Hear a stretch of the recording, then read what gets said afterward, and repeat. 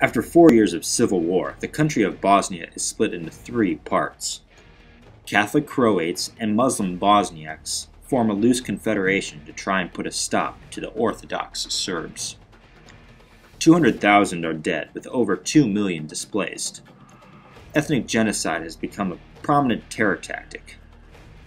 As innocent civilians are exterminated, NATO and the US decide that an end must come to the bloody war. Leaders from all sides met to work out a peace settlement in Dayton, Ohio. With US intervention, the warring factions set aside arms, ultimately proving the Dayton Peace Accords to be a continued success. At the end of our meeting, the Pope said something to me I would like to repeat. This century began with a war in Sarajevo. Mr. President, you must not let it end with a war in Sarajevo. Leading up to the Dayton Peace Accords, Bosnia was split into three sections: Catholic Croats, Muslim Bosniaks, and Orthodox Serbs. Despite centuries of racial hatred, the conflict originated in land dispute. When Yugoslavia fell, each group began to claim their own land. Eventually, things got violent, and Serbian forces began to lay siege on Sarajevo, their capital. Each side had nominated a leader who declared himself the president of Bosnia. The Croats had elected Franjo Tudjman to be their president. For the Serbs, Slobodan Milosevic was their proclaimed leader and would institute a Serbian regime in the civil war. And Alija Izetbegovic was the Muslim president. Bosnia was under the rule of three separate sovereign presidents. Since the beginning of the war, there was much debate on whether or not the U.S. should be involved in the Bosnian conflict. After affirmative NATO action, however, the U.S. could no longer idly watch. The reason we went in, essentially, was a humanitarian intervention. So it was to help people that were in sort of dire need, dire straits, and it is certainly in a high priority region of Europe. So it was a matter of ensuring European stability and helping people so that this conflict wouldn't spill over to other parts of Europe where we have security alliances such as NATO. In 1994, President Clinton appointed Richard Holbrooke to be the chief ambassador in European affairs concerning Bosnia. As the killings continued, the U.S. finally took an affirmative action on the situation. On August 11, 1995, Clinton sent Holbrooke on a peace mission to Bosnia to put an end to the war. The Serbs refused to listen at first, but after several artillery barrages and airstrikes, they backed down and began to take peace talks seriously. It wasn't until October 5th that the ceasefire was finally agreed on. With all sides on a standstill, the three leaders met at Wright-Patterson Air Force Base in Dayton, Ohio, to discuss the terms on the ending the war. The three leaders, Milosevic, Izetbegovic, and Tudjman, all gathered at Wright-Pat on November 1st, 1995. When the presidents arrived, Secretary of State Warren Christopher said, "The eyes of the world are on Dayton, Ohio. We came to the heartland of America to try and bring peace to the heart of Europe." They were driven to the Bob Hope Hotel near the visiting officer quarters, which had been fenced off. These talks were to be done in what was known as radio silence. Minimal press were actually allowed in the talks, and most of the negotiations were done in secret. Christopher would institute shuttling diplomacy, in which the U.S. acted as an intermediate between the three entities. After the delegates had arrived and been situated, Christopher met with each president privately. When he met with Tudjman, the Croatian president made it very clear he wanted Eastern Slovenia and little else. Christopher knew that Tudjman wanted to be part of Western Europe, and so he told Tudjman that if he cooperated with other elements, Eastern Slovenia would be within the Croatian deal. Tudjman himself would have to pick between several lesser of two evils. Christopher met with Milosevic. It was understood that Milosevic would not leave Dayton without an agreement. Milosevic cared less about the actual outcomes of the agreement and more on the agreement itself. He was a crude, audacious man. Christopher's meeting with Izetbegovic was more civilized and productive. Izetbegovic made it clear that he primarily wanted a new government outline before Serbian issues were even addressed.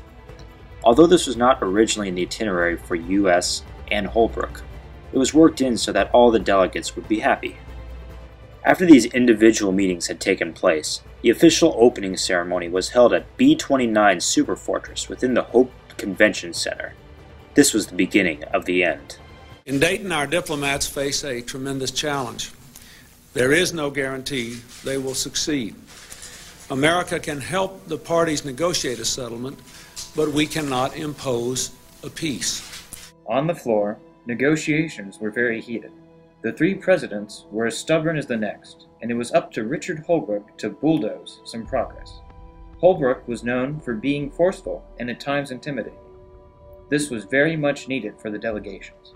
You have to match your method to the moment and your style to the situation. The Balkans is an area of very tough, tribal, mountain people, and you have to deal with it in an appropriate manner. At the table, all sides were stubborn, but Milosevic stood out above them all. An audacious leader himself, Richard Holbrooke was given a challenge. So it's part of negotiation. I mean, that was somebody that, President Milosevic, who himself was an authoritarian dictator, in effect, somebody who he respected. So, well, this guy really means business. He's not too soft, in other words. So in that sense, somebody that would push these different parties to, make the requisite compromises to bring about an accord. With the quickly approaching deadline, Richard Holbrooke had to reach an agreement between the three sides. We went to sleep last night having closed down the talks because each side kept changing positions, and we felt that the deadline had to be real, it had to be credible, and it wasn't a bluff. 99%, more than 99% was finished. But there's a question at the end of a negotiation like this, not of substance, but of political will. Do you pick up the pen and put your initials on a piece of paper? Or do you keep seeking more and more and more so you never get there? In the end, the Dayton Peace Agreement was brokered on November 30th, 1995, but wasn't signed until December 14th in Paris. This agreement officially ended the military fighting. As part of the agreement, the country would remain as one, but would contain two entities within it. It was to be a confederation of the Federation of Bosnia and Herzegovina and of the Republika Srpska.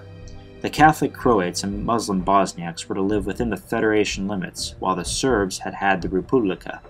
The Federation was predominantly in the southern and western side, while the Republika Srpska was in the northern. In addition, the two entities would be governed by 3 elected presidents. Each would be elected from his own sect and would serve as the chair of the presidency, which would rotate every 8 months within a 4-year term. In addition, I-4 forces would be used to ensure a peaceful transition to the new government in Bosnia. The most important agenda of the talks was to put an end to the war. We have to end the war in Bosnia and do it now. And that it did. The Dayton peace talks were successful, not only because it put an end to the war, but ensured a peaceful transition to a new government. And this accord, negotiated in Dayton/Fairborn, ended that bitter ethnic conflict. So for that reason, by itself, it seems to me it deserves high marks. In addition, beyond sort of ending the violence, a second key factor was it provides a framework to promote ethnic reconciliation. Half the population of the country had to leave their homes, and the Dayton Agreement put an end to that, and that has a big value because the killing stopped. Not everyone agrees, though. Still today, there is ethnic discrimination within the country itself. Many Bosnians claim that the accords were a failure because of this. Although there is discrimination, there is no peace treaty that can cure deeply rooted ethnic tension in only a decade, and more time is needed to truly judge its success. Another argument is that several officers have not been indicted for their war crimes due to a lack of effort of the accords. On the contrary, the accords address this, and it is a lack of action on the government which has let these criminals go. After years of violence in the Bosnian War, an end needed to come. It was through the act of diplomacy at the Dayton Peace Accords that brought about an end to the violence in Bosnia. And although Bosnia still has some ways to go, it is through the success of the Dayton Accords that peace still remains.